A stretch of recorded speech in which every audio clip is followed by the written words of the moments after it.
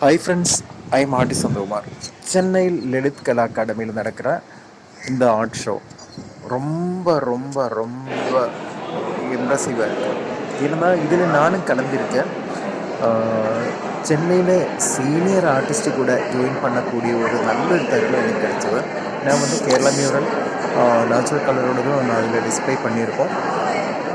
அதே போல் இவ்வளோ நல்ல ஆர்டிஸ்ட், இவ்வளோ நல்ல ஆர்ட் ஒர்க்கு அதெல்லாம் பார்க்கும்போது ரொம்ப சந்தோஷமாக இருக்குது. அதை விட ஒரு விஷயம் என்னன்னா, மக்கள் இன்னும் நல்லபடியாக ஆர்ட்டை ரீச் ஆகலை, அவங்களுக்கு அந்த ஒரு அவேர்னஸ் இல்லை. வெளியூரெல்லாம் போனால், வெளிநாட்டெல்லாம் போயிட்டேன்னா அங்கேருந்து நிறைய பெயிண்டிங்ஸ் வாங்கிட்டு வருவாங்க, எவ்வளோ காஸ்ட் ஆனாலும் அது பெருமையாக சொல்லுவாங்க. ஆனால் இவ்வளோ நல்ல ஆர்டிஸ்ட் இங்கே இருக்கிறேன்னு நீங்கள் இது பார்த்தா தெரியும். ஆனால் நான் பார்த்த ஆர்ட் எக்ஸிபிஷன்ஸ்லேயே ஆர்ட் அஃபினிட்டி கூட ஜாயின் பண்ண கிடைச்ச ஒரு எக்ஸ்பீரியன்ஸ் வேறு லெவல்.